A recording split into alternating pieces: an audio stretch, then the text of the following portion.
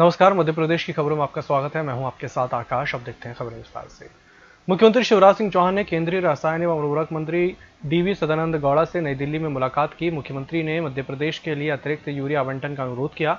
मुख्यमंत्री ने कुल 5.75 लाख मीट्रिक टन अतिरिक्त यूरिया राज्य को शीघ्र आवंटित करने की मांग की। सीएम ने बताया कि माह जुलाई के लिए 1.5 लाख मीट्रिक टन यूरिया और अगस्त से सितंबर तक के लिए 4.25 लाख मीट्रिक टन यूरिया की आवश्यकता है। केंद्रीय मंत्री सदानंद गौड़ा ने राज्यों को अतिरिक्त यूरिया का कोटा बढ़ाने का आश्वासन दिया। यूरिया खाद के परिवहन हेतु रेलवे के रैक पॉइंट बढ़ाने की सहमति दी। सीएम शिवराज सिंह चौहान ने नई दिल्ली में केंद्रीय कृषि मंत्री नरेंद्र सिंह तोमर से मुलाकात की। मध्य प्रदेश के बासमती चावल को जीआई टैग दिलवाने में मदद का आग्रह किया। मुख्यमंत्री शिवराज सिंह चौहान ने बताया कि प्रदेश में बासमती चावल का उत्पादन 13 जिलों में होता है। प्रदेश के लगभग 80,000 किसान बासमती चावल के उत्पादन से जुड़े हुए हैं। किसानों के हित और चावल की गुणवत्ता को देखते हुए मध्य प्रदेश के बासमती चावल को टीआई टैग होना जरूरी है। भाजपा में शामिल होने के बाद से ज्योतिरादित्य सिंधिया पर विपक्ष हमलावर है। उन्हें धोखेबाज और देश से गद्दारी करने वाले परिवार होने का गंभीर आरोप लग रहा है।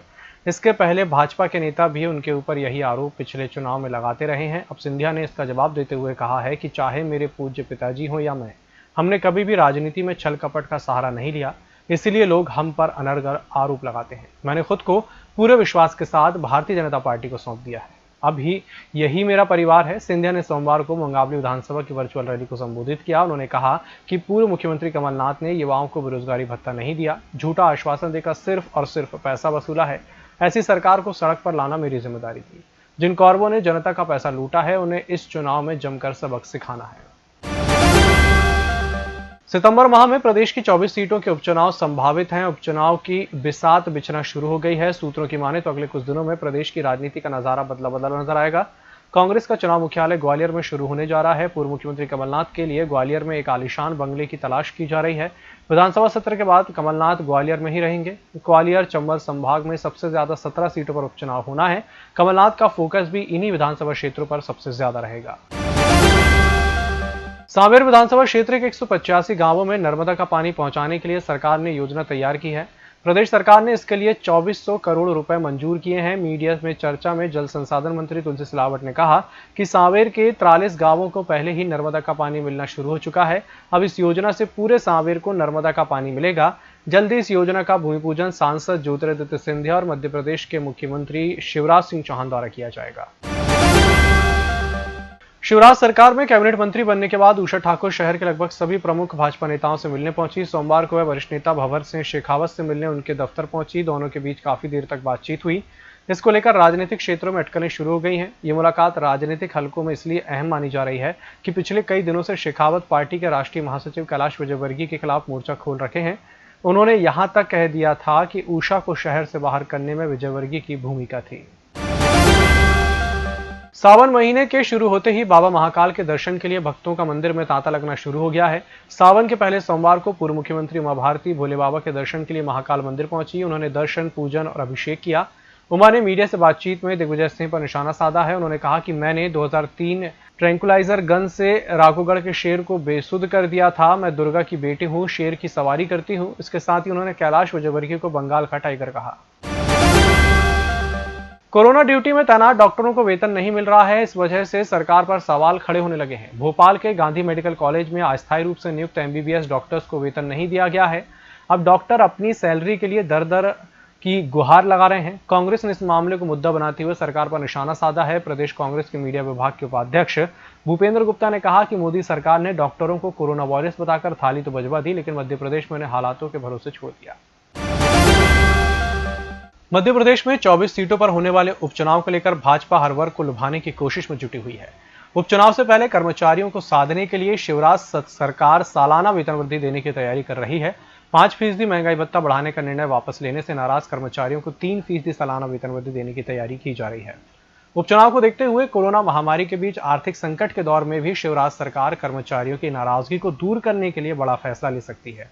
जुलाई 2020 से लगभग 10 लाख कर्मचारियों को सालाना वेतन वृद्धि देने का प्रस्ताव तैयार किया गया है। 1 जुलाई से करीब 3% के हिसाब से कर्मचारियों को वेतन वृद्धि देने का ऐलान किया जा सकता है।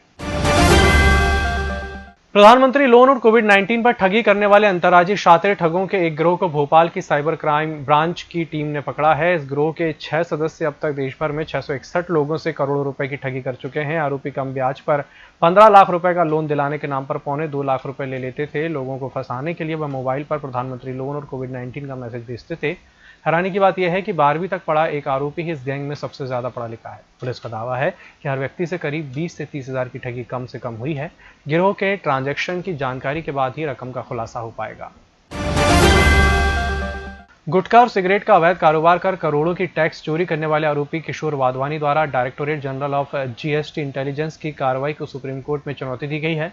सोमवार को chief justice of India S A Bobde की अध्यक्षता वाली 3 जजेस की खंडपीठ के समक्ष यह मामला सुनवाई के लिए लगा था, लेकिन नंबर नहीं आ सका। अब यह सुनवाई 13 जुलाई तक के लिए आगे बढ़ा दी गई है। वाधवानी ने शीर्ष अदालत में रिट पिटीशन दायर कर पूरी कार्रवाई पर रोक लगाने की मांग की है।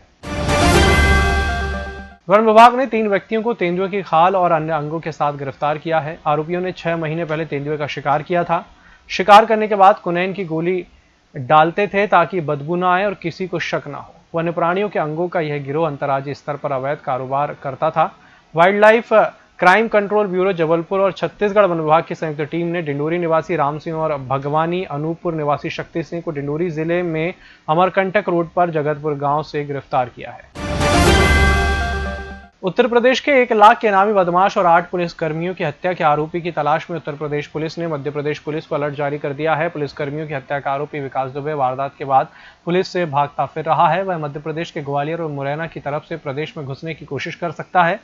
यूपी पुलिस का अलर्ट मिलने के बाद मध्य प्रदेश पुलिस एक्शन में आ गई है। उत्तर प्रदेश से लगती प्रदेश की सीमाओं पर चेकिंग बढ़ा दी गई है। हमारी नहीं सुनी इसलिए मंत्रालय में कोरोना संक्रमण फैल रहा है। यह आरोप मंत्रालय के कर्मचारियों ने लगाए हैं। मंत्रालय में अभी तक 11 कर्मचारी कोरोना संक्रमित मिल चुके हैं। इनमें से 11वां कर्मचारी शनिवार को मिला है। इसके बाद से कर्मचारी नाराज हैं। इनका आरोप है कि वे लॉकडाउन खुलने के बाद से मंत्रालय के अधिकारियों को ज्ञापन सौंप रहे हैं, बता रहे हैं कि संक्रमण का खतरा है।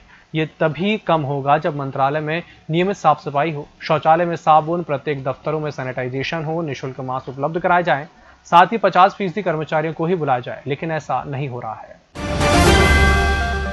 सिंगरौली जिले में अवैध रेत पकड़ने गए खनिज अमले पर हमला हो गया। जानकारी के मुताबिक रेत माफिया के हमले में बरगमा थाना इलाके के राजा सरई के पास खनिज इंस्पेक्टर सहित एक सैनिक और चालक घायल हो गए।